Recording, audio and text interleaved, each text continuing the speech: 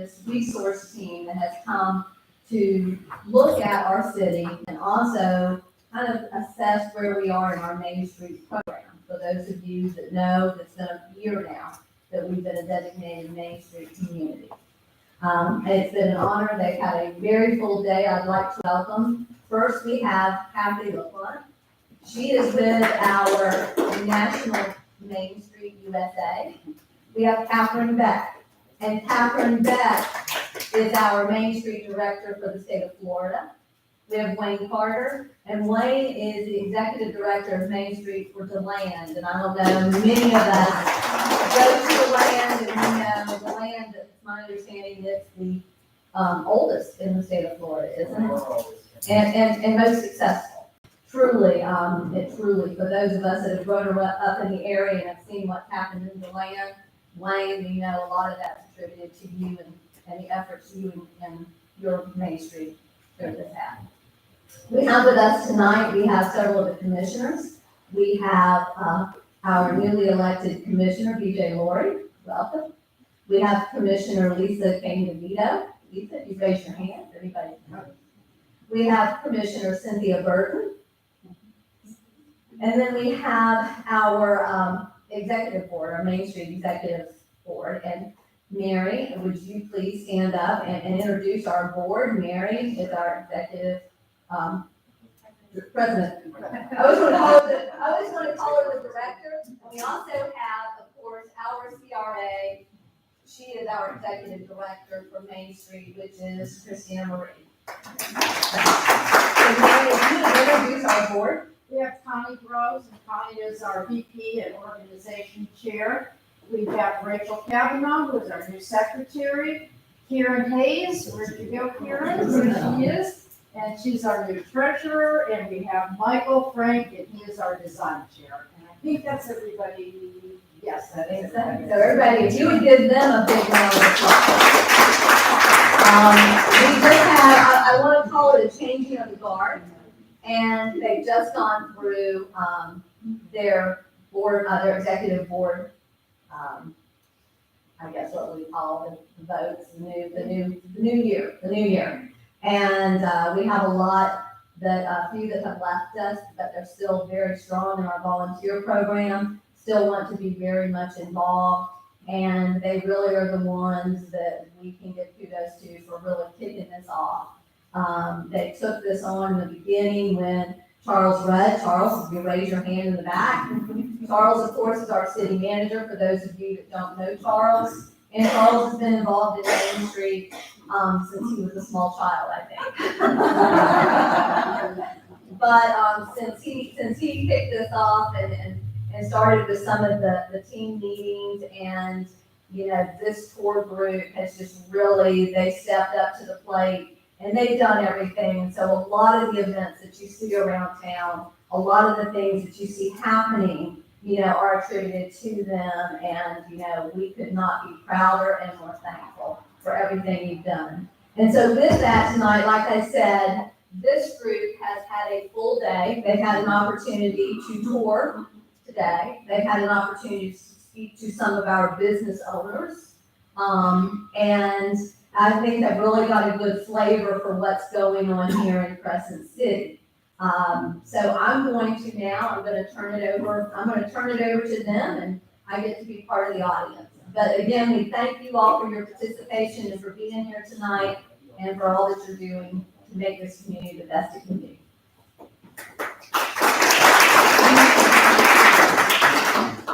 I like the microphone, so I'm gonna stand over here and talk about what's over there. Again, I'm Kathy LaPlante. I'm with Main Street America. The USA is pretty close, right? I've been with Main Street America for 16 years. Prior to that, I was the Kathy Beck of New Hampshire. So I ran the New Hampshire Main Street Center and brought 23 cities into the Main Street program. But I started out my career as a Main Street Executive Director in Chippewa Falls, Wisconsin. Anybody know Chippewa Falls? You betcha. Home of mine, Google Beard. Anyway, so I've been in Main Street for 34 years. My job has been to come to communities like yours across the country. The smallest city I've ever worked in is Lake City, Colorado, population about 397. The biggest would be Portland, Oregon. We worked on an urban program there and brought some neighborhood commercial districts into the Main Street program. So this is a visit we call a resource team. And Kathy brings together different people, someone from our staff, a local executive director from Florida. We get to come to your community and just look at everything you have to offer with outside eyes. And then bring back from our experiences the things that we see might work here. Also reading about all the things that you're planning and just sort of encouraging you along the way. Your baby steps is what the Main Street program is all about. One of the most important words we use is incremental. You know, it took decades for our downtowns to get in the shape that they got into. It's going to take us years to bring them back to full vibrancy. We have Main Street programs across the country that are 45 years old. So I'm going to talk tonight, just going to try to do an overview because I think it's always good to get people on the same page about what Main Street programs are and what they can do. But I'm also going to show you a couple examples from 4 communities that I worked in as we help them identify what their economic strategy should be. So what do we define as an economic strategy? And I know you're going through master planning right now. There's some great information in there that is getting community feedback and input. I just got into the survey results here and I'm like, oh, look at what they're saying about Crescent City. It's all good stuff. What do you love most about your community? If you haven't read that, you should. It's really uplifting. So I'm going to show you some examples about what we do. And then tomorrow morning, we're meeting again with the board to talk more specifics because Main Street is built what we call the 4-point approach, that if you work in 4 areas, you will have successful revitalization. So tomorrow we'll get into more specifics with projects, but tonight is more of an overview and some examples and to tell you a little bit more about the Main Street program. Let's see, I think I turned it on. Okay, maybe not.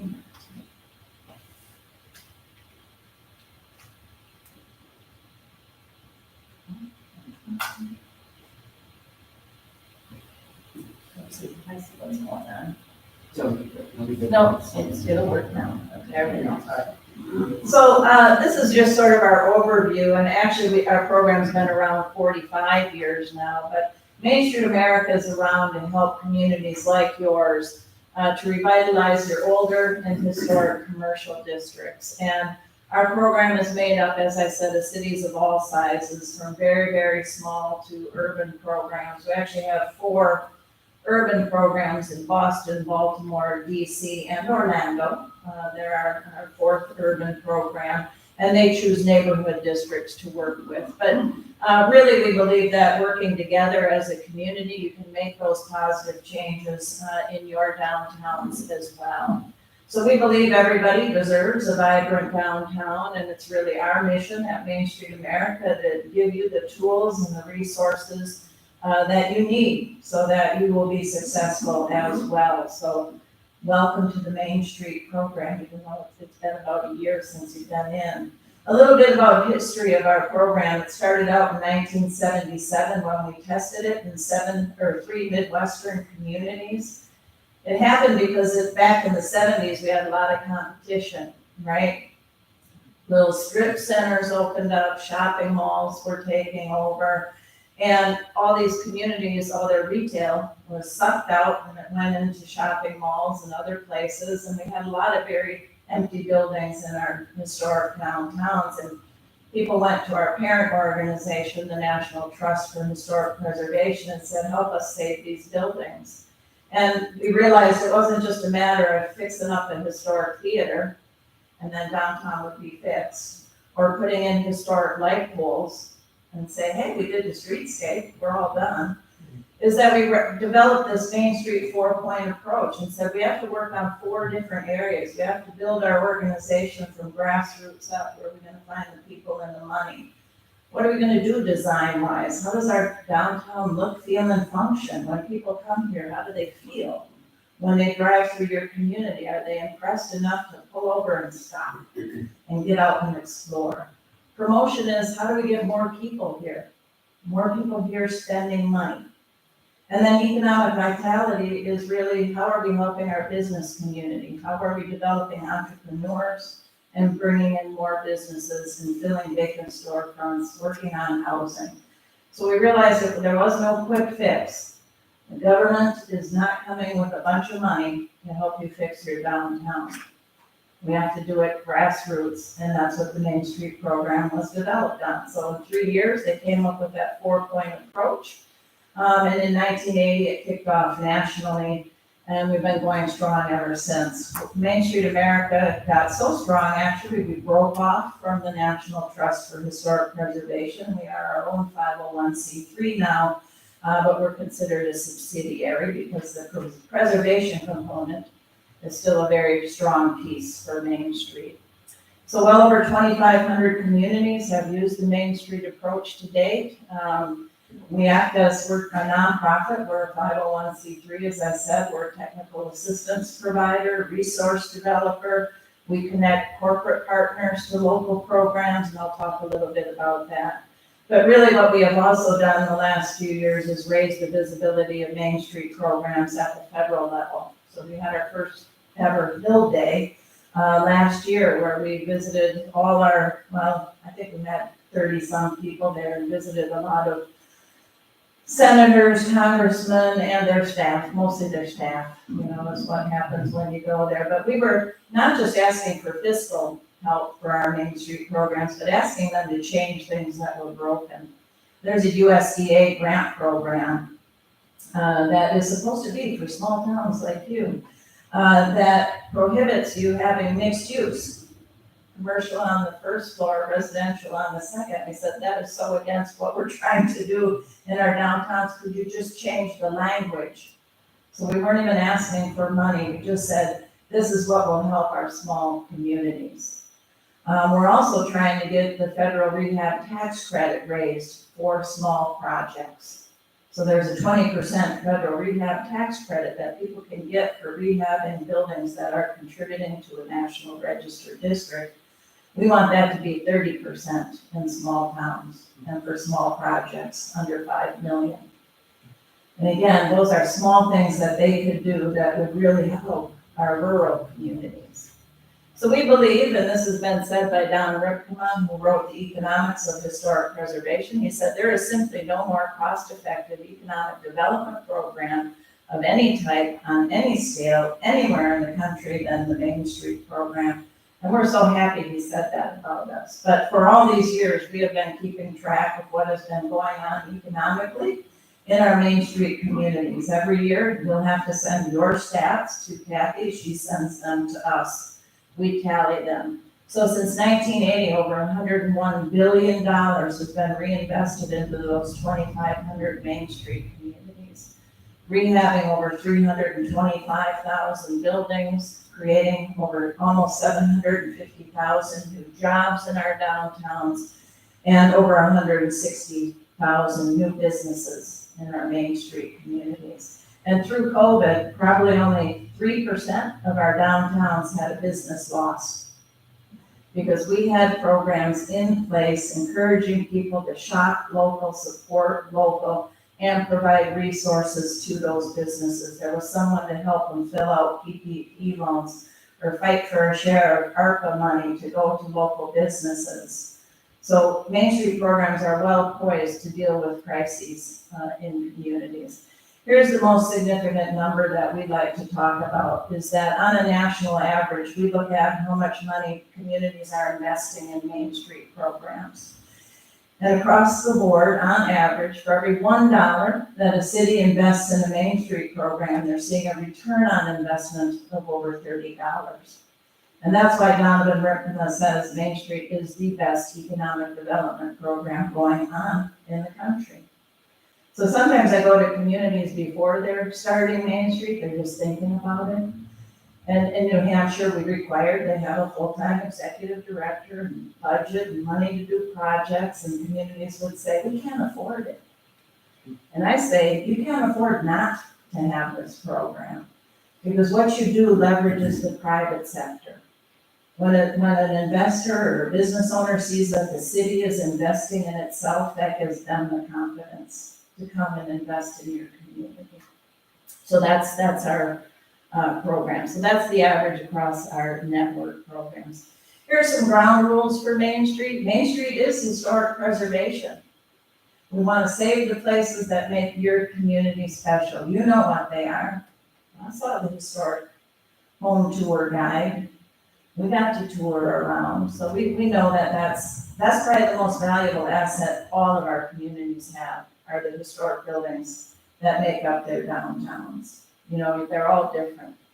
Main Street is economic development. We say Main Street is an economic development program that uses historic preservation as one of its primary tools. So it is about historic preservation. We are doing work on behalf of our cities, especially cities that don't have economic development directors. Main Street is that. We're developing the businesses, getting developers to invest, getting people to come to our communities to spend money. So it's an economic development program. And Main Street programs drive overall economic development. It's not just about for the benefit of the business and property owners within your district. It's good for the whole community, right? So I'll tell you a story about Chippewa Falls. We had a terrible looking downtown. Most of our buildings were covered up with aluminum siding. You know, we hid our historic buildings. A lot of vacancies. 3 years into our program, and so we tricked a lot of people. We hung up 140 hanging flower baskets, and for some reason they thought downtown looked just gorgeous. But it was one small thing that we did, but we started working, did one tax credit project and uncovered one historic building, which inspired other people to uncover their buildings. And slowly but surely this change happened over 3 years. And in the same year, I had the vice president of Craig Research, which they made the fastest computers in the world, and also our hospital vice president. They both called me about a month apart with the same message. She said, Kathy, you know, when we're recruiting doctors and engineers 3 years ago, we would never bring them to downtown, because we were afraid if they saw how bad downtown looked, they would either choose not to come and work for us, or if they did, they wanted to live someplace else and commute in. But they were both calling me to tell me, Kathy, the first place we bring them is downtown. Because when they can see how vibrant it is, how good it looks, all the activities that you added, they're gonna come and work for us, and they're gonna love living in Chippewa Falls. And I'm like, thank you, that means so much to me and the hard work that our volunteers did. As I said, Main Street is not just a merchants association, it's much greater than that. We're a community economic development program. So it's not just about helping retailers, it's about everybody in the community. If you have a great place to come and enjoy, live, work, shop, invest, then that's good for you. When downtown is valuable, your homes are valuable. You enjoy living here. People enjoy coming to visit here, and they enjoy returning. So it's not just a merchants association. And Main Street is community driven. You know, we could spend a week here and giving you all sorts of advice, but guess what? We're not gonna be here to roll up our sleeves to do all the work. That's up to you. It has to be community driven. You have to find the common ground, the common goals that you have for your program. Find the resources to pay for those things. It needs to happen locally. That's how Main Street is supported. And Main Street is not a project. We don't do it for 3 years and then we're done. Our program's 45 years old. We have 45-year-old Main Street programs. The city I was executive director in for 7 years is now 35 years old. And they're doing things that I never thought were imaginable. Our downtown grocery store wanted to expand. There was no place for them to expand, and they were gonna leave downtown. They said the only way we can stay is if we close this street. next to our store. Can you imagine here in Crescent City closing one of your streets here? And people would have to go a block that way or a block that way? The city supported it 100% because the city wanted that grocery store to stay downtown.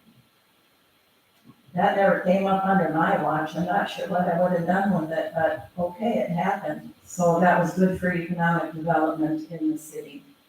These are the 4-point approach. I sort of went through them already. Design is really how does your district look, feel, and function? What can you do to make it look better, function better? Are you guiding people in with wayfinding, signage, etc.? Organization is to get everybody on the same page. What are our goals? What's our vision for the district?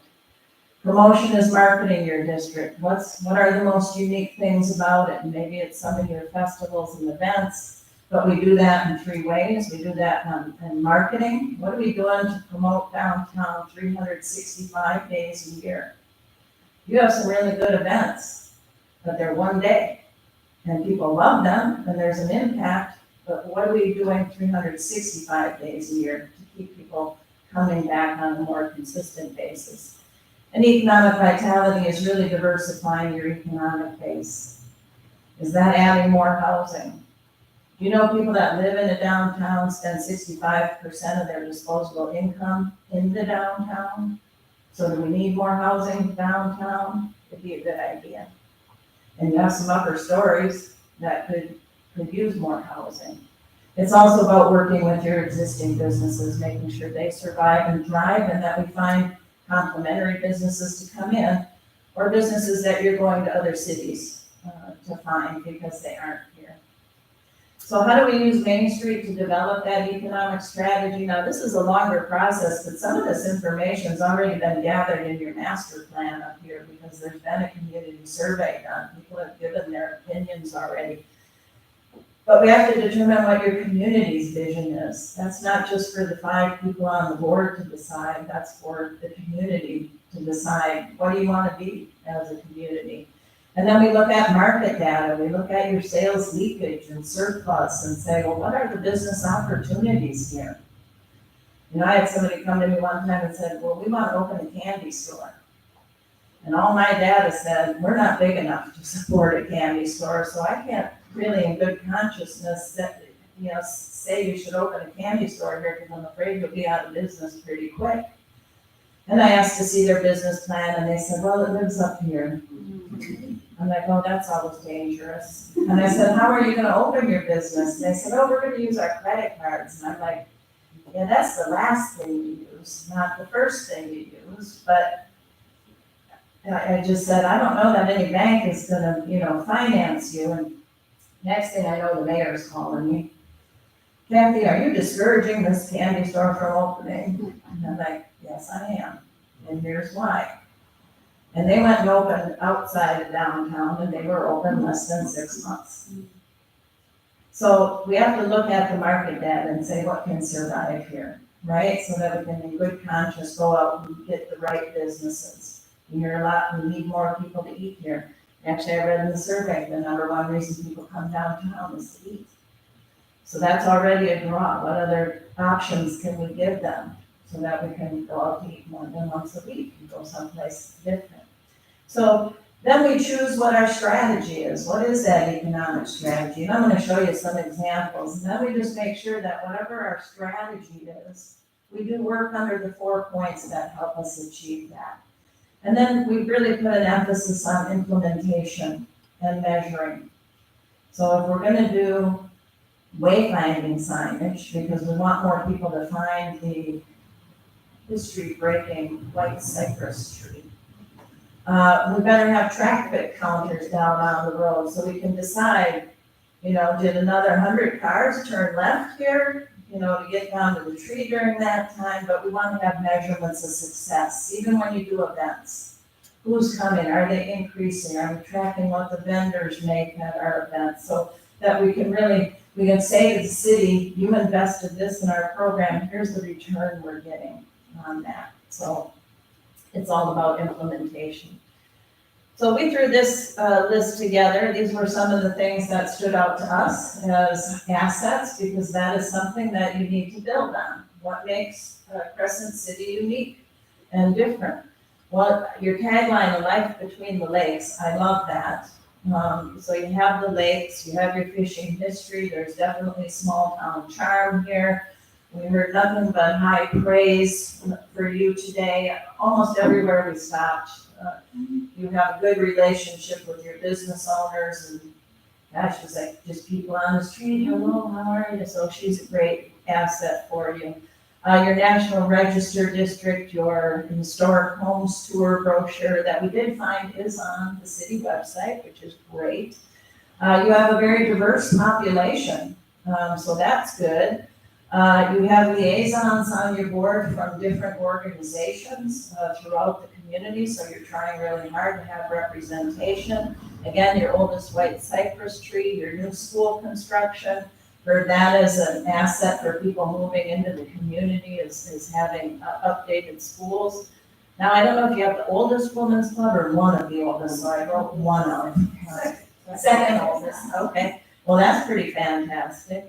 I think things here are also affordable for people on the bigger scale of things. Also, your geographic location, with St. John's River, how close you are to other cities, and your central location for other small towns that don't have a downtown. And you have Main Street commitment and desire, or from local people.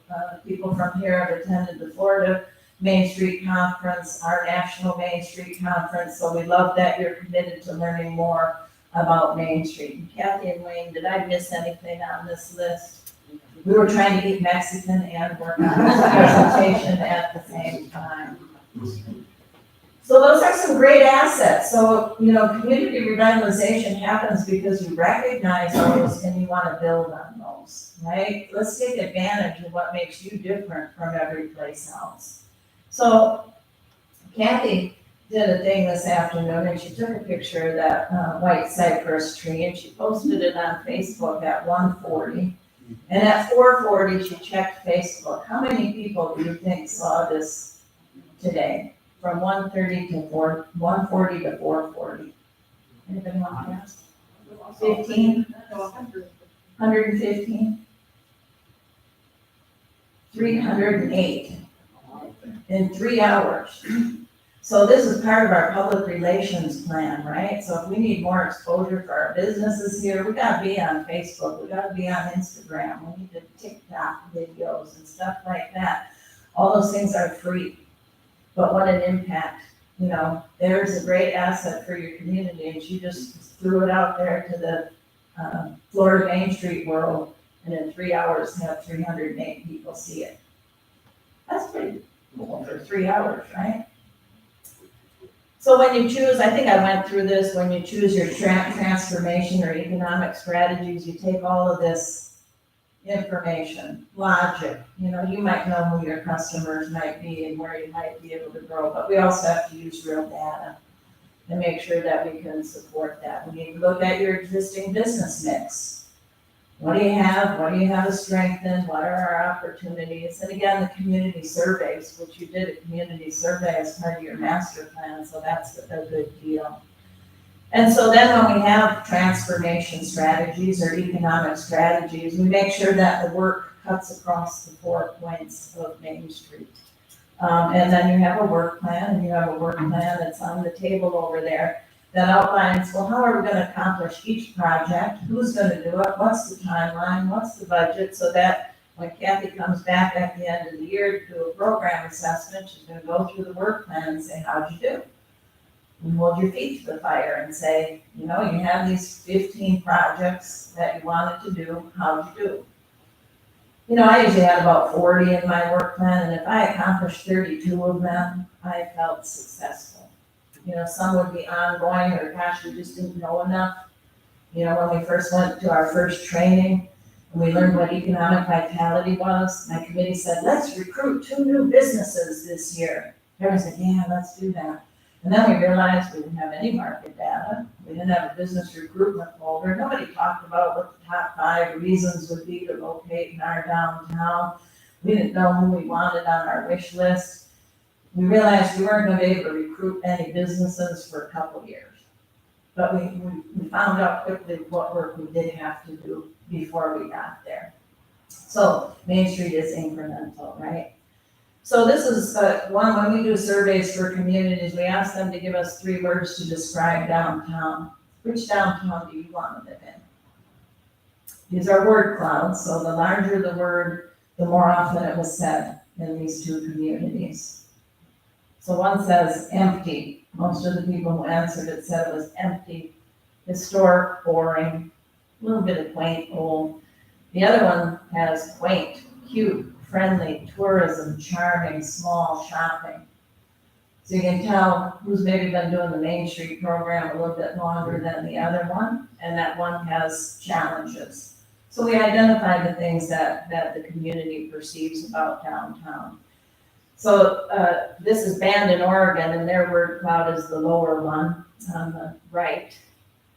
So Bandon, I chose them because they're on the water and you're on the water. They're on a different body of water. They're on the Pacific Ocean.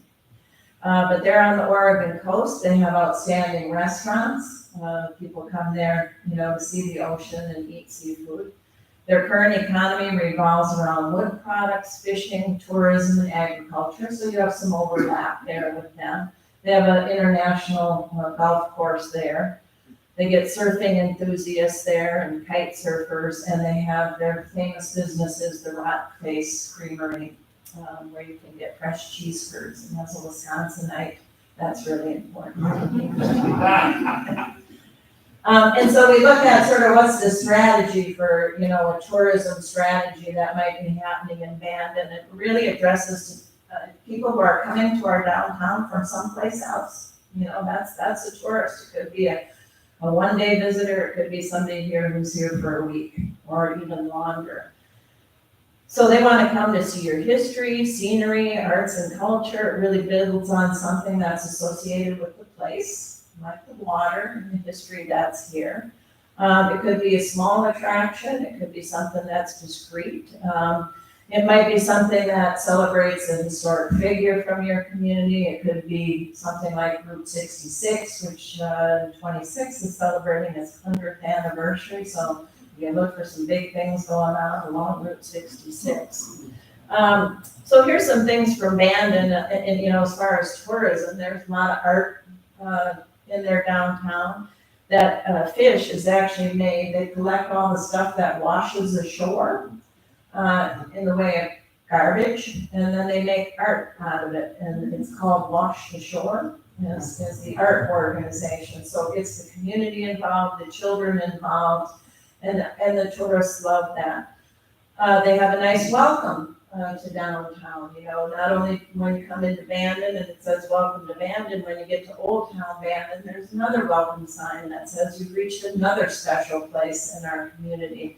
And because it's a tourist town, you have to have public restrooms, and so they let people know where they are. So you don't have to bust into other businesses. So we looked at their trade area, and again, in your master plan, your trade area is outlined.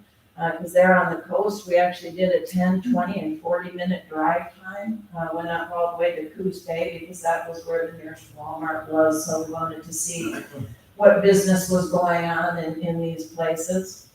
This is their demographics. When we looked at their community, there's one number that really stands out for Bandon. That's this one. This is the median age in Bandon, 56.4. Do you know what the median age is nationally? It's like 38.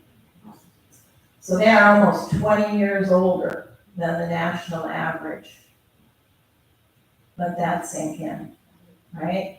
So we had to address that when we were there. It's a retirement community. And they did not like being called elderly. No, nobody likes to be called elderly. But they called it active retirees. And so their transformation strategy, they identified as relaxed coastal living.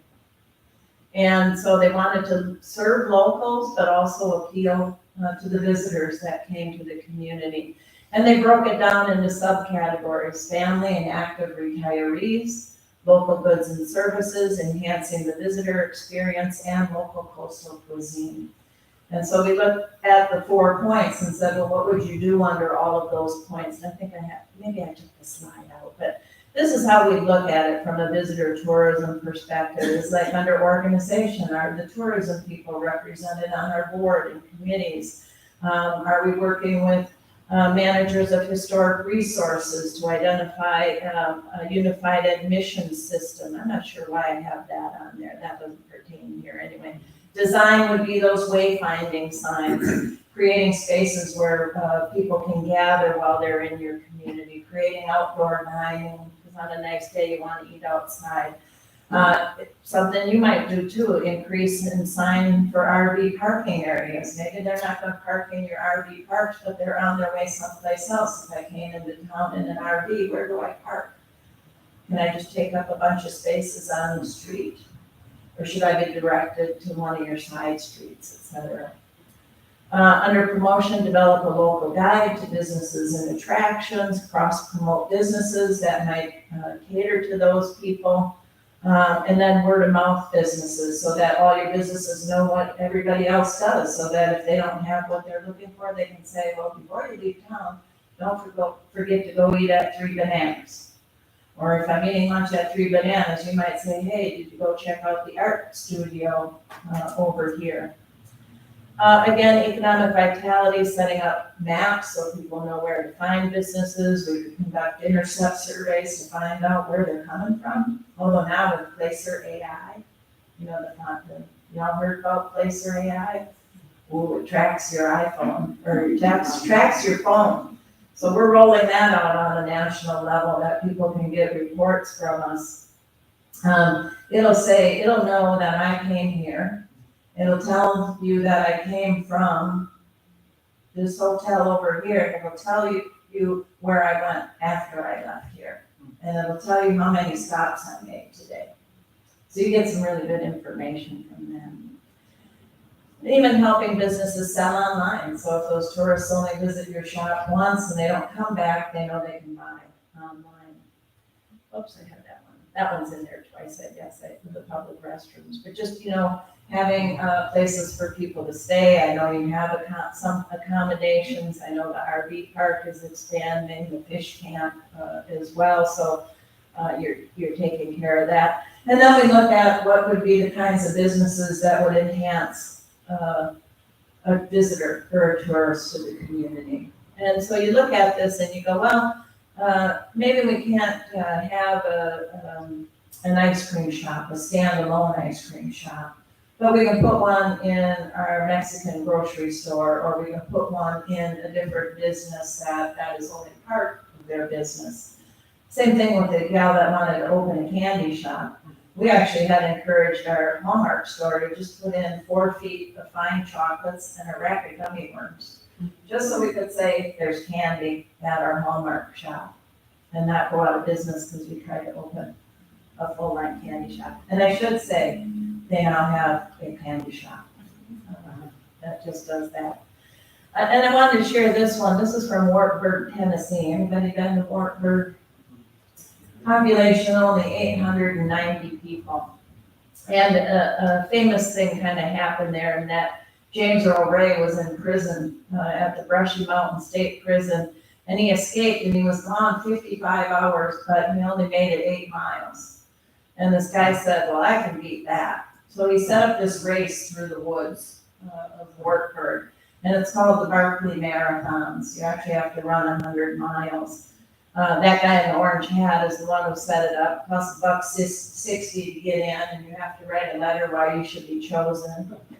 First timers have to bring a license plate, and then if he wants a white shirt or tube socks, he'll tell you have to send that as well.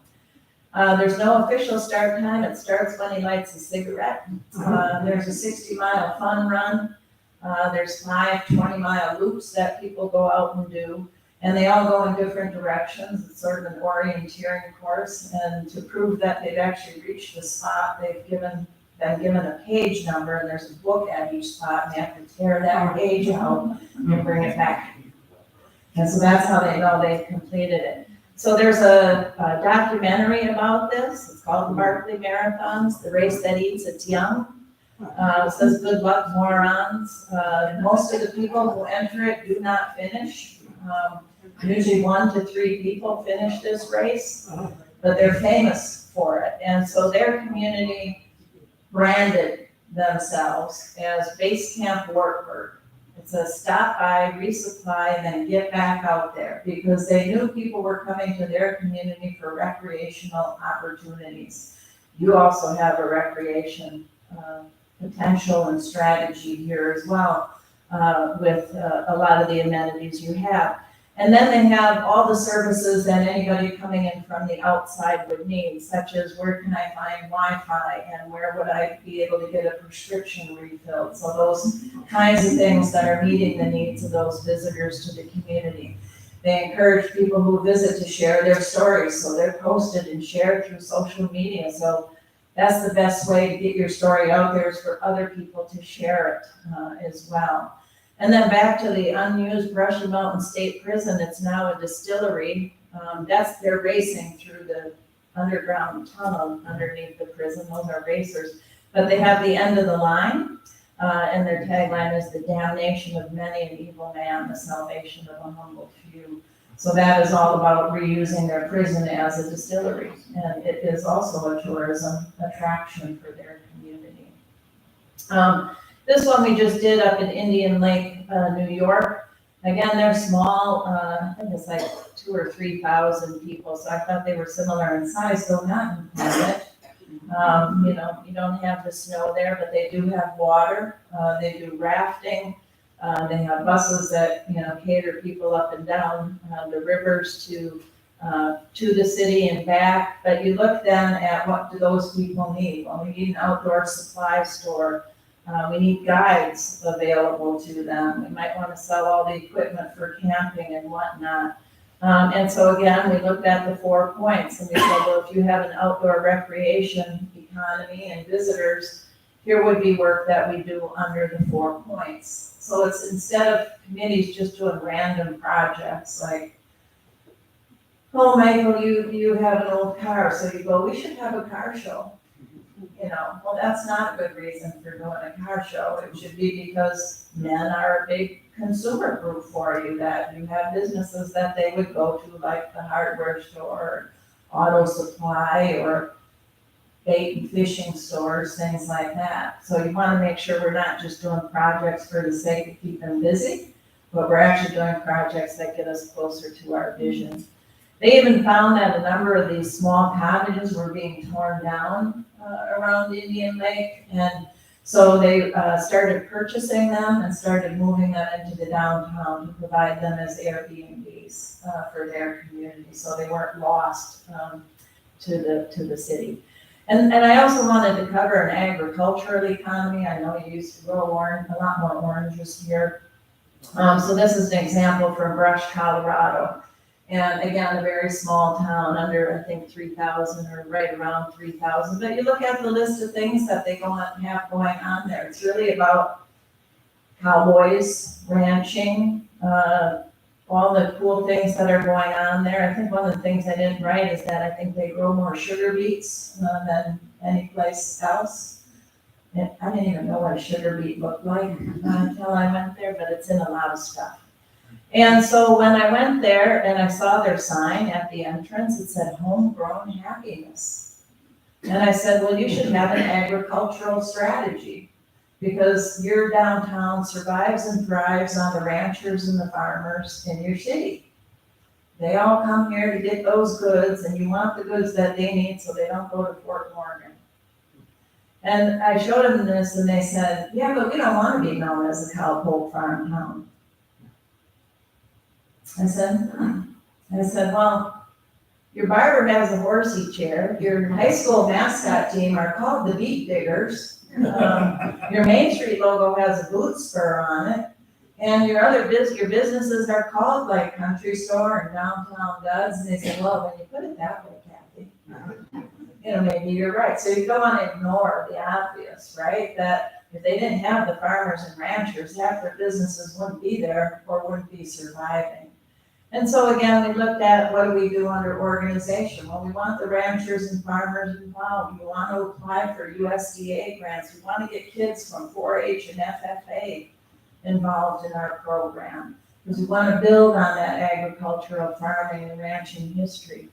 Under promotion, there's a sugar beet on the one photo. They were going to take, have sugar beet bowling at their events.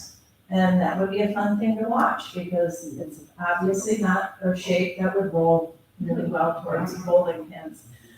They were gonna do a farm to table dinner that was serving all locally grown products. And they aren't gonna do a car show, they're gonna do an ugly pickup contest because all those ranchers and farmers have ugly pickups that they use on the farm and they're gonna come in and see who's got the ugliest one. And so it's just coming up with those ideas and saying, this is us, this is how we're gonna celebrate that. Under design, their historic walking tour, they put hoof prints on the sidewalk instead of footprints, to lead people along. In their vacant storefront windows, they were gonna put farm implements and old tools so that when the women were shopping, the guys could go look at all the old cool things in the windows. And their murals were going to be about the celebration of their agricultural and ranching history as well. And then under economic vitality, really just encouraging more of their restaurants to buy their products locally.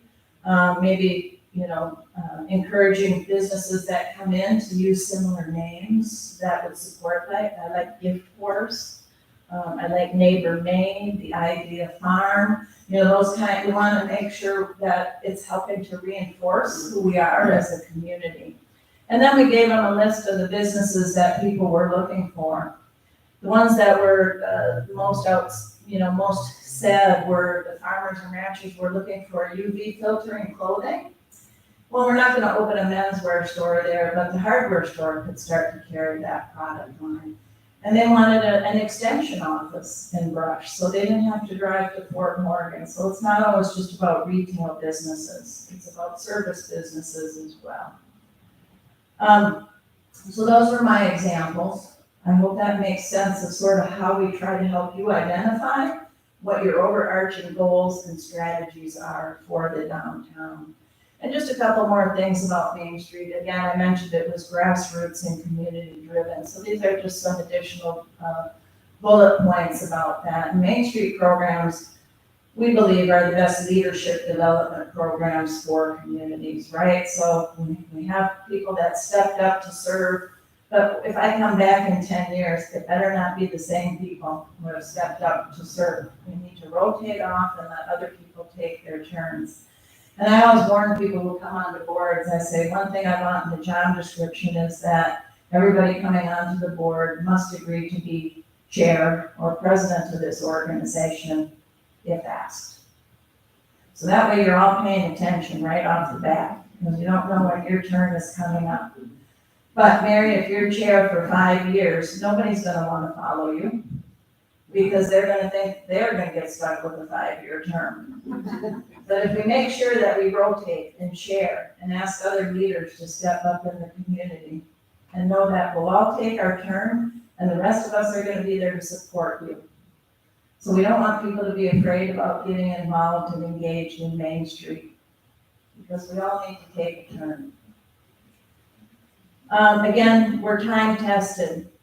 So some of our programs have DDAs, you have the CRA here. There's different models.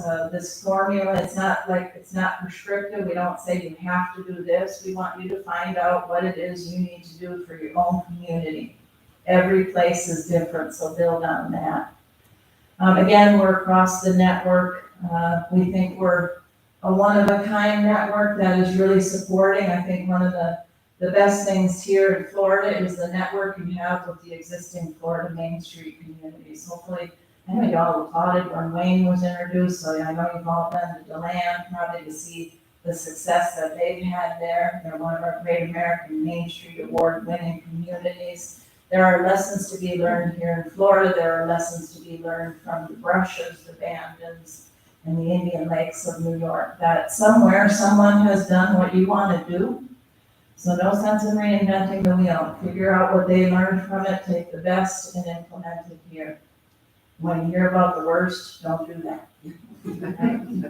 Early on, one of our communities, they had photos of their historic light poles, and they found a concrete company that was gonna replicate their poles out of concrete. They got them all installed the first year, winter, Wisconsin road salt, and they started deteriorating. And that was a big lesson learned. Don't hire that company to make concrete light poles for you, because it didn't work. And again, we do think Main Street, dollar for dollar, is the best investment you can make in your community. And as I mentioned earlier, when a crisis happens, Main Street programs are poised to help our businesses get through it, to help our communities survive, and really just, keep people working in the same direction. And again, you have access to a multiple array of resources. Kathy knows all the resources that are available in Florida, but even today, in talking to people, when we saw the African American Masonic Lodge over here, well, the National Trust has an African American Black Cultural grant program that they gave out $3.5 million last year. Connect to that, because that might be money to rehab that building. When we heard about maybe Soul Food opening, well, we also have American Express inclusive packing grants that are available to minorities, women, veterans, Asian Pacific Islanders, African Americans. Each round is different, so we have money there. When I hear about the Art Alley, T-Mobile is giving away $50,000 grants for placemaking projects in communities. So you have access to us and all the money that we find through our corporate people. Yeah, they're competitive grants, but so far T-Mobile has committed $5.5 million. American Express is giving out $2.5 million to businesses. So we're trying to bring as many resources as we can to help you achieve your goals here. So here's a list of some of the grants that we have done. We did the Heartbeat grants. That was immediately after COVID started. We gave out $2 million. We gave out $5,000 grants to small businesses. One of our board members stepped up and handed out $200,000 just to Main Street organizations to use. Over the years, American Express has given us $30 million because they have their Partners in Preservation program too, also to save historic buildings. So again, we believe Main Street relieves the burden on local government, that you're using volunteers, you're leveraging private resources to match what the city invests in the Main Street program. And Main Street programs can, deal with the private sector development. Probably be those brokers to, put deals together and really think about the strategic direction for your program. So, sort of in summary of what Main Street is all about, that we necessary ingredients for successful revitalization is building a sense of ownership. And that's probably one of the most important things to do in your early years in Main Street, which is, reaching out to those different groups in the community, asking people to be engaged and involved. Whenever I got new volunteers, one of the jobs I'd give them was to fill helium balloons for my parades. Because I thought, I put them in a room with about 8 other people, a couple seasoned Main Street volunteers, and they got to have fun filling up hundreds of balloons. And then they went out on the street and they started handing them out. And every time they handed out a balloon, they got a smile back. And it became a rewarding experience for them. And then one volunteer came to me one time and said, Kathy, well, when the parade was going on, cars were trying to sneak through at Columbia Street. You need another barricade there. I'm like, okay, that's great. Thank you for telling me. And then he said, and why are the floats so far apart? They're only supposed to be this far apart. Otherwise, it's boring for the people watching the parade, right? You've been to those parades where you're like, where's the next one? He said, somebody should be telling them to keep close together. And I said, well, our wrap-up meeting is on Friday. Do you want to come to that? Pretty soon, he's on the parade committee. The next year, he's on the promotion committee. The next year, he's chair of the promotion committee. The next year, he's on the board. And that's what we want to do, is cultivate people. Give them something fun to do. and then empower them, let them make decisions, let them take ownership of projects. So we have to create that sense of ownership. This is about doing things with each other, not for anyone. We're doing this together. We're in this together. Build an organizational culture that fosters community engagement. It's always good to ask for people's ideas, what do they want to see happen? And we'll ask you when we're done with this. And then make sure you're building a program that's worth giving to, both in time and in money. So I thought one of the biggest reasons, we also won the Great American Main Street Award in Chippewa Falls. And when we came back, the media all said, well, why did you win it, Kathy? It was the biggest thing you did. And well, it could have been, that shoe factory that had been vacant for 25 years was now a $20 million rehab. Yeah, no, it wasn't just that. I said it was the apathy. It was gone. It disappeared from our community because people signed up and got engaged with all these projects we were doing in our downtown. Nothing could stop us. I never heard for money or volunteers. Somebody come up with an idea, people knew we thought it through, we developed a work plan around it, and we were gonna get it done. We said, here's what we expect to get out of it. And we had a waiting list of people who wanted to serve on our board of directors. That was one of our goals from our very first strategic planning session. Because we were successful at what we did. We put thought into it after we got past that first economic vitality training, when we were trying to recruit businesses too soon. But make sure we offer value. We always have to be saying why we're doing projects, not just that we're gonna do them, but what will be the result. Will it mean our vendors make more money? Will it mean that a property owner has filled the building, that twice as many people attended an event that attended last year, that our businesses reported sales increases? We have to have those measurements of success. And this is just a list of all the things. You are part of not only the Florida Main Street program, but you're part of Main Street America. You're not just a nonprofit in Crescent City. You're part of a much larger network. These are some of the benefits you get for being members of Main Street America. Certainly access to all the grants that we talk about. We have resources galore. We have training videos. We have oodles of stuff on YouTube that should inspire you and provide you ideas for implementing programs here.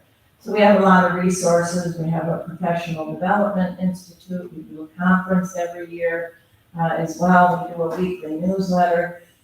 With your membership, you get 4 sub-memberships, so each of the officers could also have your own accounts with us as well. And this is a quote from our immediate past board chair, Ed McMahon, not the Johnny Carson Ed McMahon, but the Urban Land Institute Ed McMahon. He said, people stay longer and spend more money in places that attract our affection, but no place in America will stay special by accident. And that's why we do the work in Main Street, because if nobody's paying attention, if nobody's doing projects to make our community better, we're gonna lose that place of affection that people want to come back to. I'll leave you with that quote. And we're gonna open it up for Q&A and ask for what your ideas are for downtown. And I don't know if Kathy and Wayne wanna add anything different, but what's your comments about Main Street? Have you seen it in action so far? Have you seen the partnership and the things that they're doing, or have any ideas or suggestions that you'd like either us to give to them or reinforce? I have a 3-question minimum, so nobody's leaving. No. Yeah, go ahead. I guess my question is it typical for Main Street to do a SWOT analysis? You can, yes, absolutely. Because the reason I'm asking is because we have some great assets here, but we also have some great talent. And it seems to me that we might benefit from acknowledging them. Yeah, I actually started a slide for tomorrow, when I meet with the board, of saying, okay, well, I see in, like, for example, design had wayfinding signage, EV charging. Oh, the EV charging stations and, building inventory. And then also the historic tour, didn't have that on there. Maybe you made a comment that you didn't know where it was. So when I looked at that, of course, the challenges there are, if you want to get EV grant money, electric car charging stations, that's competitive. So that's the challenge we have to recognize. Just because we fill out the grant application doesn't mean we're gonna get the money. Wayfinding signs, and I saw in here in the master plan, there are some ideas, and they shared examples of other places that have done wayfinding. It's one thing to have the design, it's another, where's the money gonna come from to actually pay for those things? So we don't avoid the things, and that's why we do the work plan, to say, well, here's the project, here's how much it's gonna cost. Are we gonna fundraise that money? Will we ask the city for it? Will the CRA pay for it? Could we find a corporate sponsor? Would the community support it? Lots of communities do things like selling bricks, or if you're trying to do benches, you sell sponsors on benches. So we have to detail that in work plans to recognize we might have some obstacles with all of these things. And so we did start to identify some of those today. And, we don't wanna hide the challenges. We need to be upfront about them and say, well, how do we deal with that right now? Where can we find that money? I was in a community that they told their senator about it, and they got an earmark to pay for a project they wanted to do. And I'm like, wow, that doesn't happen very often, that you get a federal earmark to do something in your community. Yes. A lot of the questions I get from friends and relatives about this town is the basic infrastructure of it's not a hospital, but an emergency care center. And now we've just kind of lost a pretty prominent drugstore. But even the grocery stores, maybe I'm not explaining it too much, but it seems like there's some staple things that I think we need to have that will both keep people here. I mean, we have discussions in our house sometimes about how long are we gonna stay here if we have to drive 30 minutes this way, 45 minutes that way. Yeah. So is any of that getting sort of thought about to get that sort of base stuff here to keep people that are living here in place, to bring in more folks, as they come through? Yeah, that's, a lot of communities are facing that, right? Especially in the pharmacy end of things, as, most of our independent pharmacies have disappeared as the big chains have swallowed them up, and they aren't getting reimbursed to the levels that they should be. So some of that is something we need to address on the federal level. But, some of that is just reiterating to the community how important it is to support those businesses. So even if you're going to someplace else, come back here to do your grocery shopping, even though you might be tempted to do it at a bigger store someplace else. That's what got most of our communities through COVID, was really to emphasize these places might not be here unless we're supporting them now. So it could be a whole education process, but I didn't mean to interrupt, but when you're talking about major companies like Olympics, wouldn't it be, and you want to bring companies here, and from what I showed on your presentation here, it sounds like you have connections with people, you have the possible grants to help those folks come in, and now I'm hearing that it's not always that. no, we don't have grants to give you to Safe Winn-Dixie. I'm not saying the Yeah. same, but it could be a community meat store, right? A community, small little grocery store, or some sort of community, healthcare center or something like that. If there's money or funds or grants for that, and we can put our feet into, I'm sure people locally who use those things every day, all day, would much rather do it here in town than drive 45 minutes. I'm thinking those consumable things that we do all the time, and then from that maybe grow it into getting that bake shop you're talking about, or a golf cart repair place, or some sort of EV your car or golf cart or whatever. I don't know, just those things can grow from that, right? I agree, they will, and I think your population's been pretty stagnant, right, Decrease. it's decreased. So that doesn't help, right? So what do we do as a community to change that? And, I was talking in one of our meetings today, about a community in Iowa that used its ARPA funding to help subsidize upper story housing. They had enough to add something like 40 units of housing in downtown. But the big barrier was, fire suppression. They were required to have that. And so the city used its ARPA funding to bring that water line to those buildings, to save the investors that amount, because it's a pretty expensive item. So we have to look at, it's not just how do we keep them, the real problem is we need to build our population, or we could lose them, right? Or we need to really encourage the RV park down here, because if we've got that many units coming in, those people need to buy food. Or go to the doctors or go to an emergency Exactly. center or something, and then when they find out it's 45 minutes away, that word gets out, and then next thing you know, they're not coming back. Right. That's why I'm saying that core infrastructure piece. We don't wanna lose those places. Yeah, it's the same, we used to have to fight to save post offices in downtown and city halls. That said, oh, we wanna go build in the cornfield. Or, we want the post office to be out here where nobody can walk to it. But the semis will have an easier job of delivering the mail. And so, many times we've taken on advocacy to get executive orders to keep post offices in downtown, and we have a whole advocacy division, in our office now. And they do advocacy training and provide resources and white papers about why all those things are important. So I agree with you completely. We don't want to lose those places. Yeah. Yes. I was just wondering if, Tori, you could see our old school. Yes. And what you're talking about, the potential for us redeveloping. Well, yes, we need to redevelop that. I don't know why the school left there. It looks like it's in great shape. So the good news is, it looks like it's in great shape.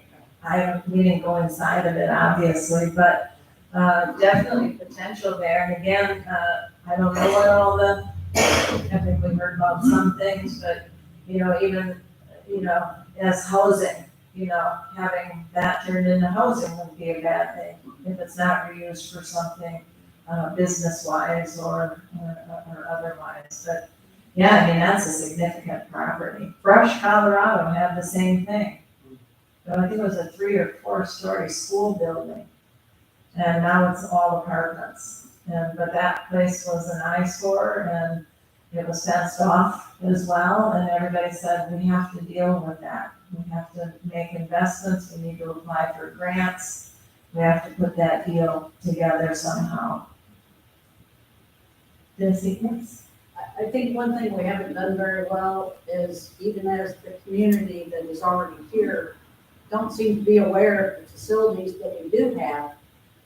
We have express medical care, we have community health care, we have island doctors. All 3 of those medical facilities are right here in town. And just right outside of town is Asia Healthcare. Right here in town, we still have community pharmacy. And many people aren't even aware of that have been here. And I don't think we've communicated that very well to people, because, as soon as John mentioned the health situation, a lot of times your insurance is gonna dictate where you go. Anyway, but we do have options here. It's not like there's nothing here. Right. Yeah.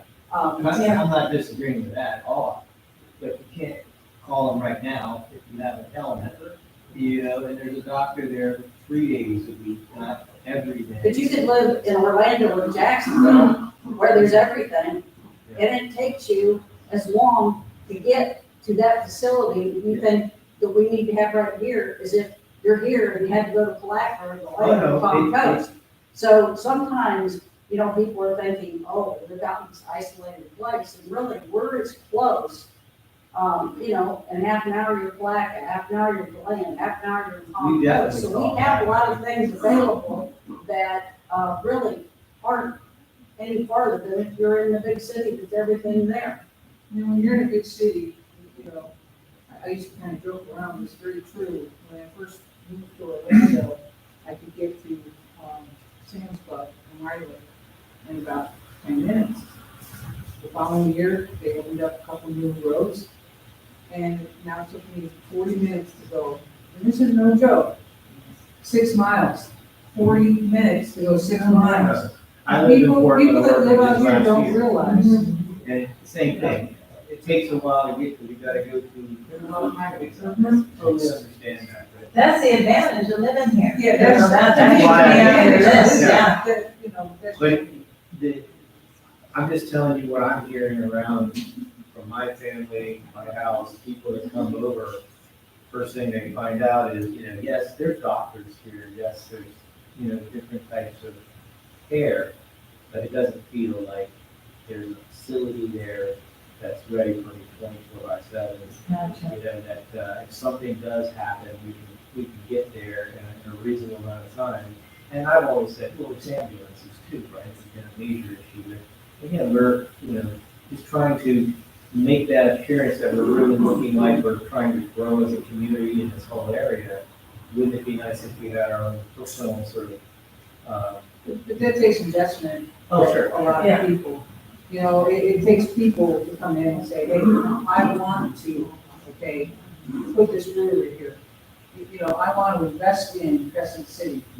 Right now, we have a person that just bought the music store, for example. See the big liquidation, you know, signs. Yeah. You know, and I'm not sure, you know, he's not quite sure what he wants to do, but he's invested in Crescent City, and it's so important to find those people that want to do that, and give them ideas of what we need here in Crescent City, and then find the right place, connect them to the right place to buy or purchase or whatever. That's what starts, a lot of different things happening. The RV park is very important. You know, we need the people to come in. Now, there's a lot of things that I do in Crescent City. One is, I want people to come in and spend their money and then go home. Well, you know, RV park is perfect for that. You know, they come in, they use the grocery stores, they go to Three Bananas, they enjoy the area, and then they go home. But those dollars are what will help Crescent City grow. Those are the important steps that we're trying to do here, and I think, you know, initially, we've done a pretty good job. We've only done it for a year now, we're just getting our feet under us, as far as Main Street is concerned, but there's a lot of ideas out there, there's a lot of positive people right now, working on this. And I give these gals right here in front, you know, all over the place, they're human guys that have been so involved with this. They have been one heck of a workforce, volunteer group, and they really deserve a hand.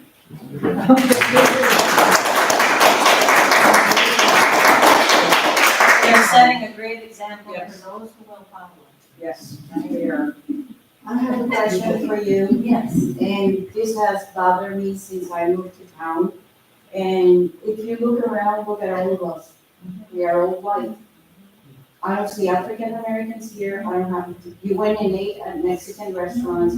And that's my concern, that people are not coming to these meetings and being part. Last night downtown had a board meeting, and the 3 African American groups, the presidents were not there. So I don't know if you encountered those problems before. How can you get these people involved? The Moose Lodge that you saw there is a beautiful building once it's done, but across the street is a drug point, and then alcoholics get there all the time. I have to call them 2 or 3 times a week. So how can we involve those people? How can the town get involved to, I don't know, I heard on NPR that African American woman said, these kids are bored. And I understand they bored. Is it our responsibility to get involved with these children? Because they're gonna grow and be our neighbors. And have you encountered towns like that have this problem? Yeah, Rock Springs, Wyoming, of all places, again, one of our Great American Main Street Award-winning communities, has the sort of the white side of their downtown and then the Hispanic side of the downtown. And we went there and just spent a lot of time engaging, and luckily we have staff that is bilingual and would speak, so we presented in Spanish, and actually, one of the recommendations we already talked about was having your materials, your communications should be bilingual, or we should be producing it in Spanish, and we should be producing it in English. And then we have to find those points of entry for them. And Kathy talked about the churches, are they at church and can we connect with them there? And what would be important for them? You had the Day of the Dead celebration. That's a good starting point, but then how are we engaging those people at other times of the year? So it is just keep inviting them. We're doing a lot of work down in Puerto Rico right now. They're going to hopefully be one of our next coordinating programs like Florida Main Street. And what our team found out down there is they called a meeting and nobody showed up. And because they don't go to meetings. They said before they come to any meeting with a bunch of talking heads, first you gotta come to our soccer game. So come to our soccer game, and then you don't dare invite me to a meeting like this without having the food. And so we have to understand the cultures, and we need to make sure that they do feel welcome, and that their opinions matter as well. But we have to get to know what is important to them. And so that all falls under that organization point that says 50% of our population is diverse, and that is, I can see right now that is not represented in this room. And so then that's an important issue for the board to take on and say, how do we get better engagement there? Because we met with Kenny, the barber today. He's all enthused about what's going on down here. He's very busy running his business, but he is engaged. He's very complimentary of the partnership to say, I keep informed, I'm supporting this and that. So we just have to find those roles for them. And speaking of children, that's a big thing as well. You need to engage youth. All ages should be engaged in this, whether you invite them to downtown cleanup day. I tell this story all the time, but I don't think anybody in this room has probably heard it. But in 1989, when I started in Main Street, one of the first things we did was start a Christmas parade. And we built Santa's float, and Santa's float was always the best in the parade. We started working on it in October. It was always on a semi-flatbed, so it was huge.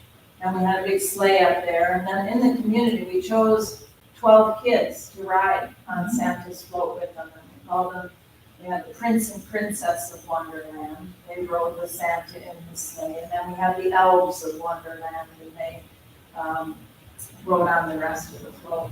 So our parade was called Bridge to Wonderland because our Main Street was called Bridge Street. And kids were chosen to ride on the float by donating a canned good to the food pantry. So we ended up with 3 pickup truck loads full of food that all these 7 and 8-year-olds donated.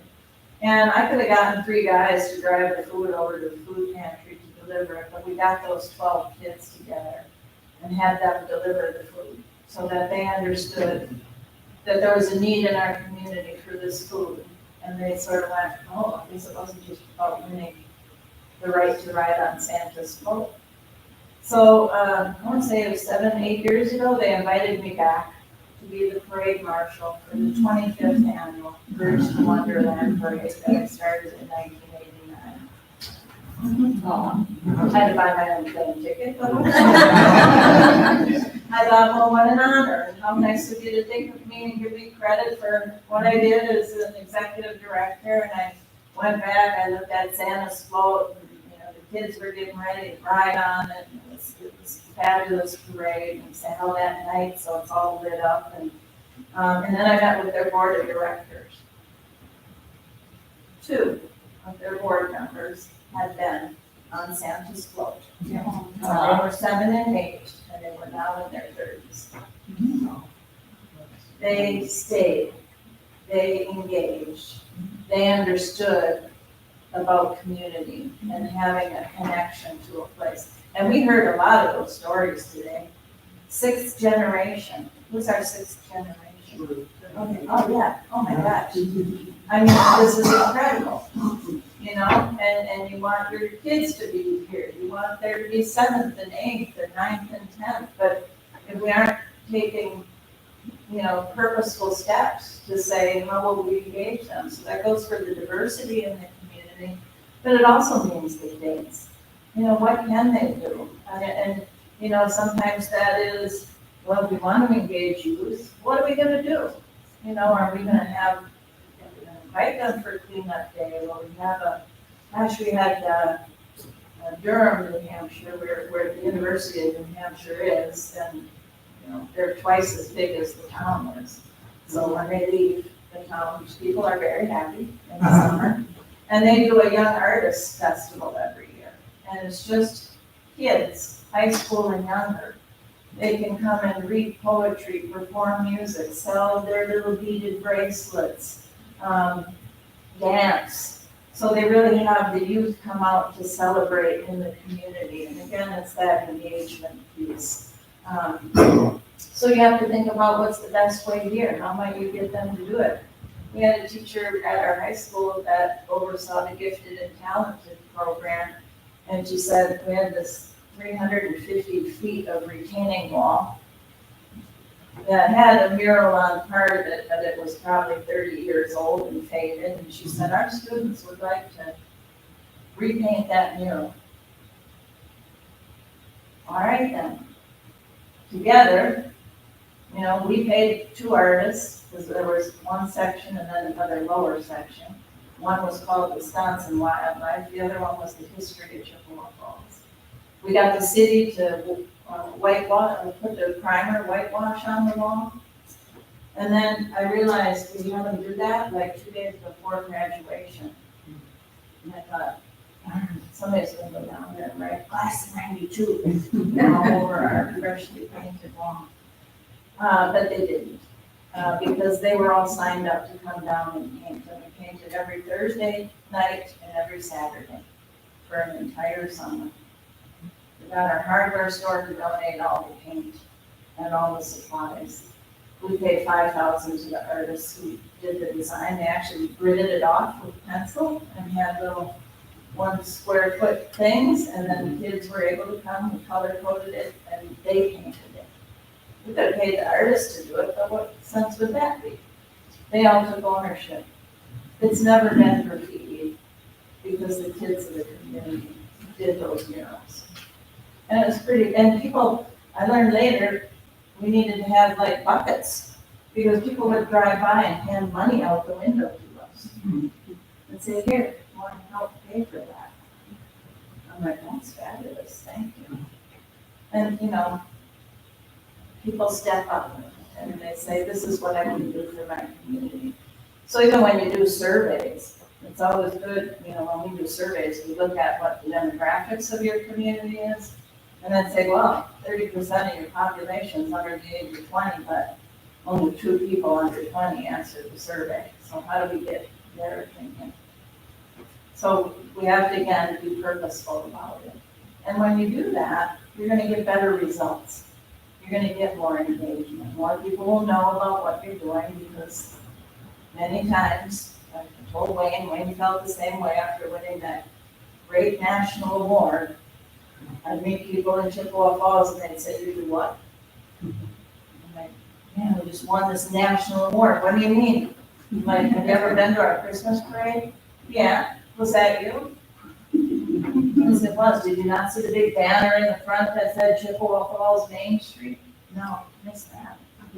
So it can be so obvious that you think everybody should know what you're doing, and they don't. But especially here, because of your Hispanic population. I think you could be doing things, and some of our publications are in Spanish. You can access those. We know we need to have more as well. But We just have to figure out how to get more people engaged. That's why Main Street isn't just a merchants association. It's really about community development. You start here, but everything you do here helps everybody else. Our Christmas parade, okay, I got in trouble with the police chief the first year. Because I had to fill out the permit and said, how many people are coming? How would I know? We've never had one. I said, I'd be happy if 2,500 people showed up. 10,000 people came.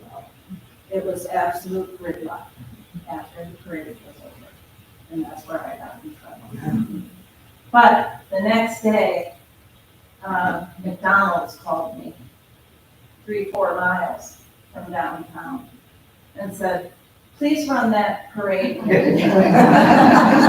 Because people had to wait 45 minutes just to get a cup of coffee from us. That's how busy we got after the parade. So no, they weren't in my boundary. They were not paying into my business improvement district assessment. But they sure as heck benefited from the parade happening. When you do events and activities, or if you do fishing things, people are putting heads in beds, and they're eating at restaurants, and they're exploring your community and going, wow, this is a great little town, I'd love to live here. This is a place that, fills my heart with happiness, not too big, not too small, but this is the place I want to be. So it's just, knowing that what you're doing in this, because every Main Street program, you need to start in the historic commercial core, but the benefits go out. The only reason sometimes we don't go further is, well, if we're gonna do banners, we really can't afford to run 3 miles in either direction. You have to start with 4. But the benefits go all over the place. Thank you. Yeah, that, I do want to say that with our youth, and I know that for a lot of you that attend the events, the high school, we've got several teachers over there who don't hesitate when we call. Even as of yesterday, we had a group here yesterday afternoon helping with picking up and cleaning the streets and making sure everything looks fresh for your visit. But a lot of our events, those students, and I had that conversation with one of our teachers yesterday, and what this has brought to those students is they've always struggled for their volunteer hours. That as they go on for higher education, they've got to have those, and there hasn't been that opportunity here. And even before we had the Main Street designation, once we started, the partnership and started doing things, they got involved. And you'll look around at all these events, and they usually have little vests on, but they're there, and they work hard. But you also see them laughing and enjoying themselves while they're out there. yeah. And taking pride in the fact that they've been able to be part of that. And I think in the next little while, we're gonna be able to celebrate them and what they've brought to us. But yeah, so please, everybody, when you're out and about and you see them and they've got their vest on, thank them too, but it's an experience that this program is bringing to our youth that they haven't had in a very long time. And that's why you need to have sort of the PR side, which is under organization, versus promotion, which promotes the downtown. We have to be promoting that stuff, right? So I always say, don't just say, oh, we had trick or treating and, this happened or we had this event.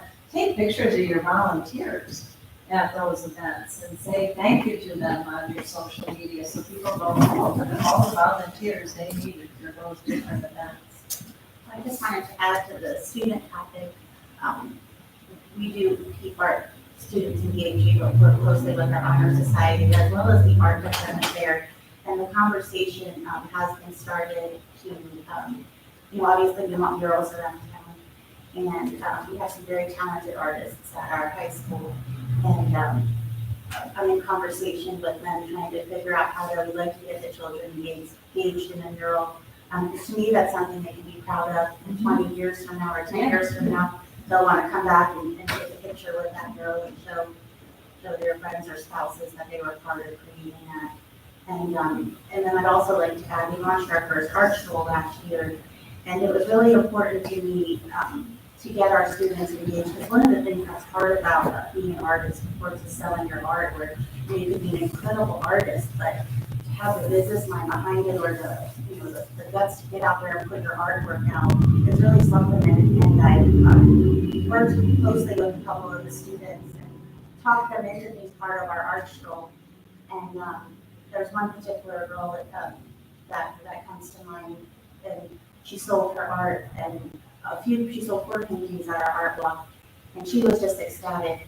And her mother came and thanked me and thanked us for encouraging her to be part of it. And now she was just at our fall festival, and her artwork is just evolving. It's now framed, and she has little cards, and she'll also be working at my studio. And so she's just her and several other artists. So we do offer spots at our markets and our events for our students, of course, at no charge, but just so they get that experience, and you know, that they feel included. So we do, Even at our happy hour, yeah, my first dog parade, you had the students in the shelters that did portraits and took photos of the dogs. And the kids and moms and, but they had a ball just getting dogs to put up offering on a piece of canvas. and it's something for them to do, and they're engaged. We have all of our things going on, our vendors and the music, and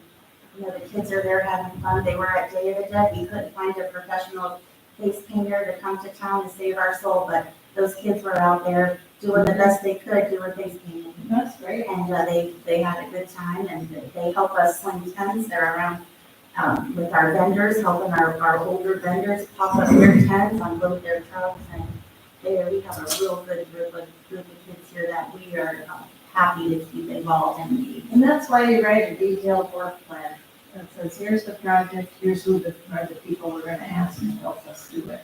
And then that way, if I'm chair of the project one year, I can hand it off and say, now you're the chair, Christina, for next year, but here's the list, and here's everybody that helped us, and all you have to do is recreate that. Yeah, just, we were talking about the idea of community and that Main Street Sports community.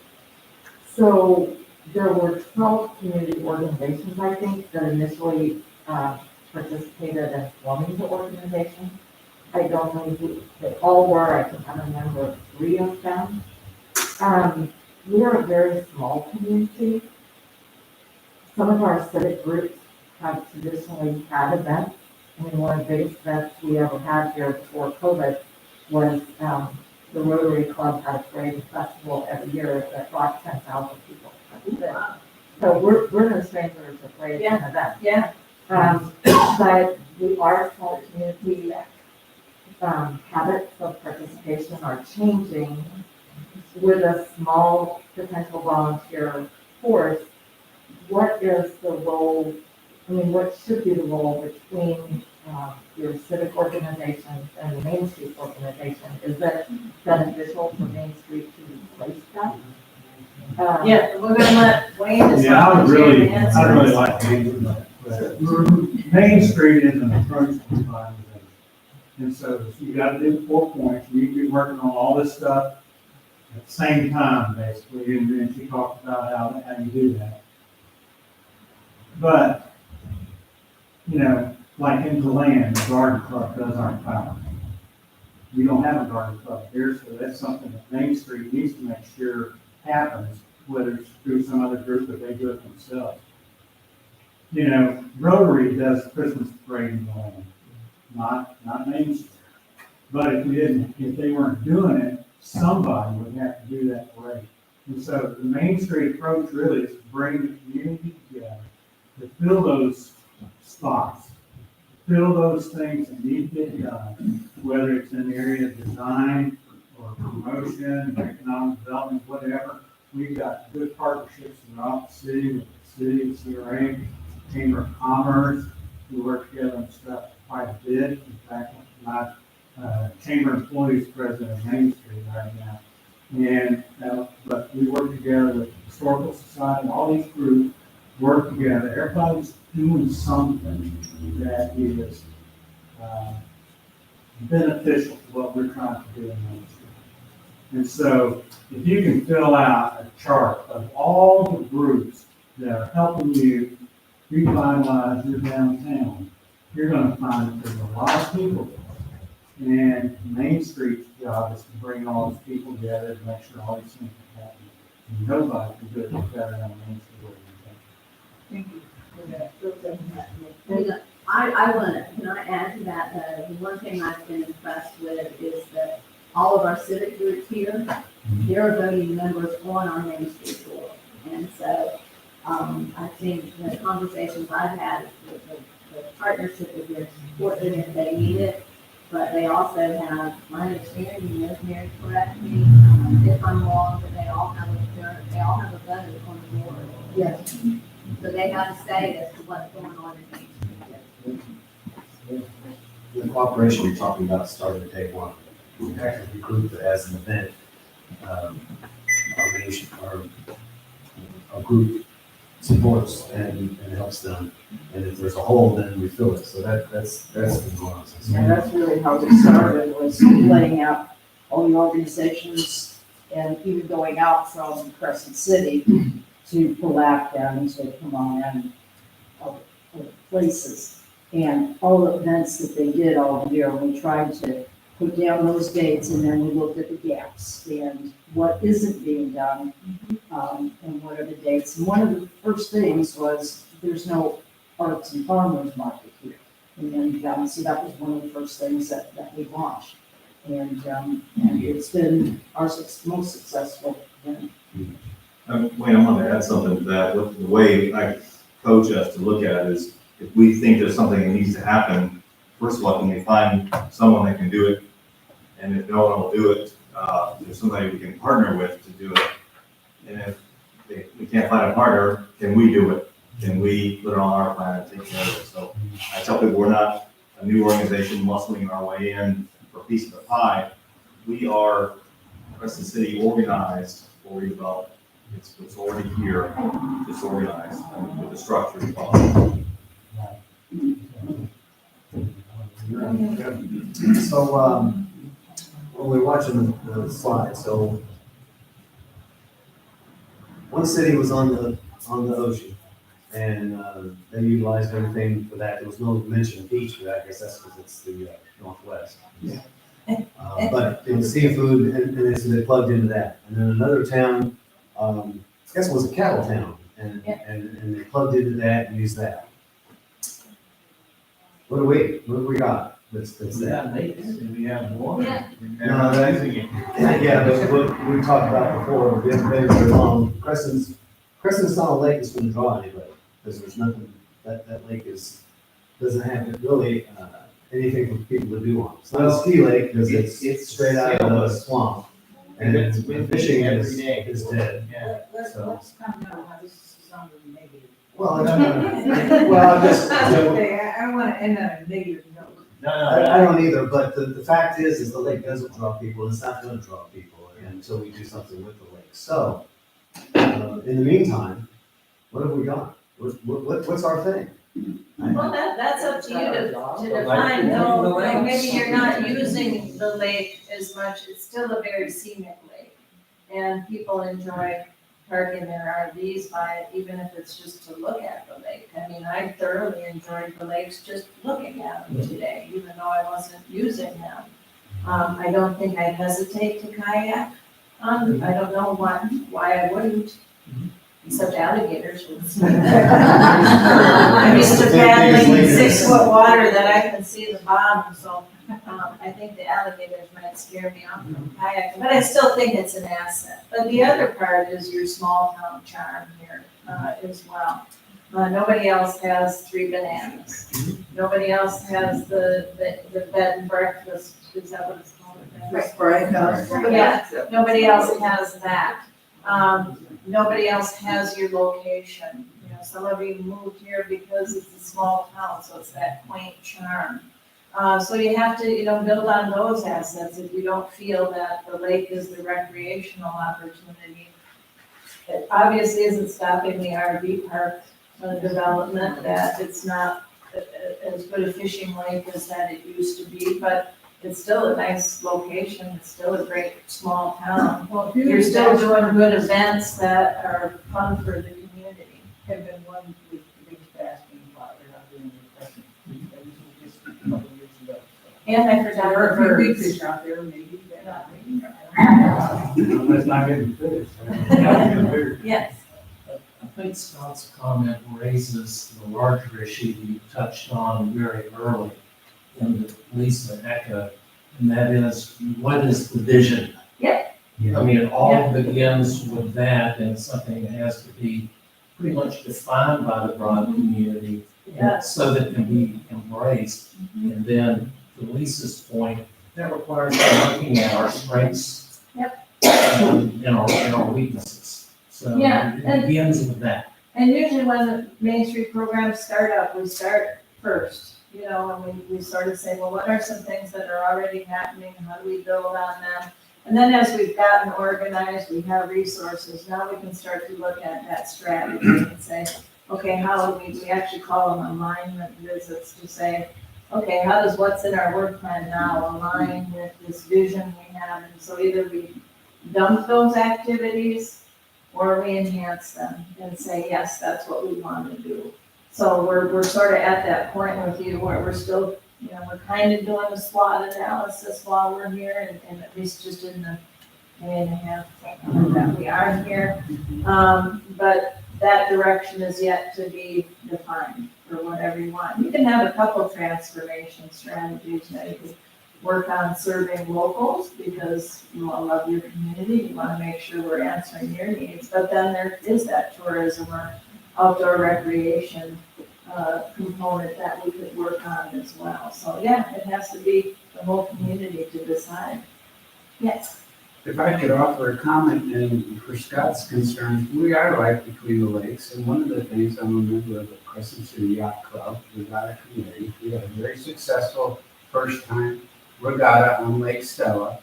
We had a second one here in the end of September on Crescent Lake, and we plan to do multiple regattas, and this is our first year getting all this going. That was the initial catalyst to work on it privately for a year and then tied in with the yacht club. So all the boats that came to that Lake Stella regatta, Scott, if you saw that, it was wonderful. And every family came up, it was predominantly teenagers. They said, we love it, we want to come back. Let us know when you're going to have another regatta. So we are planning more regattas for both our lakes so that we get exposure, not only for our community, but in the sailing community. Because we got the third largest lake in the state here we can sail big boats on. And it could be a huge draw. And that's one of our goals in the yacht club, is to really get that. And we're starting to get some traction. I can see traction and positivity happening. So it's like a dimmer switch. You can't go in and just flip the switch and have everything you want. You gotta work on it, turn it like a dimmer, up and up and up, and engage people. So let me give you this idea that I did in Chippewa Falls. So somebody that might work here. Brewery? A volunteer came to me and said, Kathy, we should do a boat and fishing swap meet. I said, what's that? He said, every guy who has a boat wants a new boat. But before he can buy a new boat, he has to sell his current boat. So like a car show, we're gonna invite people to park their boats downtown and sell them. And I said, if guys would do that, they'd come down here and buy boats. And I tell you what, that was like the most fun planning committee I was ever engaged with, because we went, well, what else ties in with that? Well, we got the Rod and Gun Club to do a casting contest. Rod and Gun Club had never been involved with Main Street before. I rented out city parking lots to new boat dealers and dock dealers. We had the newspaper sponsor the best fish story contest, and we had the semifinalists come and read them. And I never laughed so hard. Guys are such liars. It was the first time we did a food stand, and we sold shore lunches, so we had fish sandwiches and deep fried cheese curds. And let's see, what else did we do? Some of the businesses had guess the number of gummy worms in the jar, which is a very loose association to fishing. They were trying to, figure out, we held it on an end of Main Street where we had our sporting goods shop, the meat market, a couple bars, a reptile shop, so really the businesses that catered more to men. Then my chairman goes, oh, we had the county rescue squad, because Chippewa Falls, the Chippewa River flows through downtown, as does Duncan Creek. But Lake Wissota is a big man-made lake to the north of the city, and there's a big state park there. So it made sense we would have a boat and fishing swap meet. And so then he said, well, I think we should get the Mayo 1 helicopter. I said, from Rochester, Minnesota? He goes, yeah, I think it'd be a big draw. I said, well, how do we tie that in? He goes, well, if there's a big accident on the lake. I need to do that plan. And I said, well, you can get the Mayo 1 helicopter and then bring them in. What we found out was we did not sweep the parking lot as good as we should have. Because when they landed, the anti-fishing lure people across the street got pelted. But there were people waiting around 3 sides of the block just to look into the back of the Mayo 1 helicopter. Yeah. And then in 1996, the movie Titanic came out, which was a boat. And does anybody know where Leonardo DiCaprio says he is from? Chippewa Falls. He says it twice, actually. So the next time you watch Titanic, they'll say he's of the Dawsons of Chippewa Falls. And when she's ready to jump off the bow of the boat, he says, if I just have to jump in and rescue you, and that'll remind me of when I was ice fishing on Lake Wissota in Chippewa Falls. That's one of the mistakes of the movie, actually, because Lake Wissota wasn't created until 5 years after the movie. So, it was the year I left, so I'm not taking credit for it. They had a Leonardo DiCaprio lookalike. And they got, the winner was the butcher from Milwaukee, 6 hours away. It got really Midwest publicity that we did this, or they did that. And little girls were asking for all their autographs. Some of them weren't even close, but the guy was a dead ringer.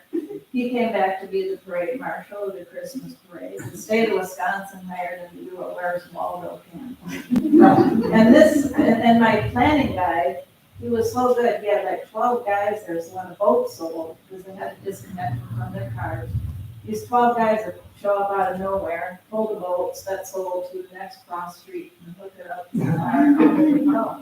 And it became so successful, it turned into boat fishing, camping, RV. And then it got so big, it had to move to the fairgrounds. But it was a very successful event. I thought it would cost us money. The very first one, we made $5,000, even though I had to buy all the things that, we'd never had before for it. But, that's a strategy where you go, well, we're between the lakes. We're doing this. Maybe there's a lot of guys that have boats they want to sell. Nobody's doing anything like that in Florida like that. Maybe this would be what you could become known for. Okay? It might be something. So that was just somebody who came to me and I'm like, that is something crazy idea. Let's talk about it. And we talked about it and everybody just brought up different ways in which we could do this boat and fishing swap meet.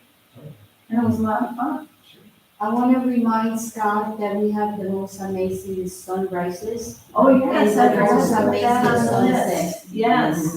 I was obviously totally misunderstood and cut off before I could even finish my. I was gonna cut off before I could finish my point. So what you had talked about there were bases that were already there, and were already something that drew attention and something that you could build upon. And then what we talked about in rebuttal to that were the things that grow out of that. So that's not that. So that's what I'm saying. The lake, long before we had problems, the lake didn't draw people. It draw people to fish, which lots of things have gone on to hurt that. The lake isn't a kayaking lake. in 10 minutes, the wind changed direction and your kayak sunk. It's pretty big for kayak. But I could talk about that on the lake. So, the question was, then what's our base? And finally, what I'm hearing the answer is we gotta create it. Yeah. Because we just, we don't have orange blossoms for them to come smell. We don't have, fishing the lake situation is what it is. But you And do I have the just, sunrise and the sunset every day. yeah, we're gonna It's You're beautiful. gonna drop How a can we- couple, yeah. Well, you could have, yeah, you have those birds too, like, you can add a couple of things to the list. Yeah, Tomorrow, are you gonna be coming back with an assessment of? if we get back to our rooms. So that is for. Well, we're gonna take a look at, we're just gonna continue talking more about what we heard today, and then taking a look at some suggestions, ideas, and really talk about some of the projects that are already in your work plan, what you might set as measurable outcomes, things that you might do that influence those kinds of projects, and really, what's the prioritization? So, it always depends on the resources we have, right? How much can go into the work plan is based on how much money we have or potential grants they may be able to get. So, it's later than we expected. You're at 8:00. I know, it really went long. One more question back here, did you have? Well, I was just going to kind of tag on to what Scott was saying about, our natural resources are being underutilized. That's obvious. We've got some projects that are ongoing to correct that, but we also, and I just look at that as a real potential because we have been recently designated a monarch butterfly city. So, I can see, gardens being planted to attract the butterflies and then people coming here to see the gardens and the butterflies and Lake Stella is a beautiful kayaking lake, so we could have all kinds of, different water sports activities on that side of town. It doesn't all have to be about Lake Crescent, so I see a lot of opportunities. The Audubon Society was interested in the birding trail here because we have such a wide variety of species of birds. So, our ecotourism could really be a draw to this community. That to me is our strength in this community. So tomorrow when we meet, we'll say, okay, organization, what would ecotourism mean to you? Promotion, design, economic vitality. Yes. So maybe if it's that ecotourism, and that gets worked into your wayfinding, branding and signage or something. All right, we'll let y'all go. Thank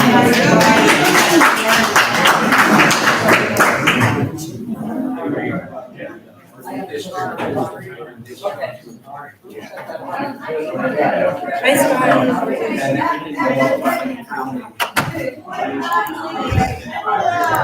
Scott.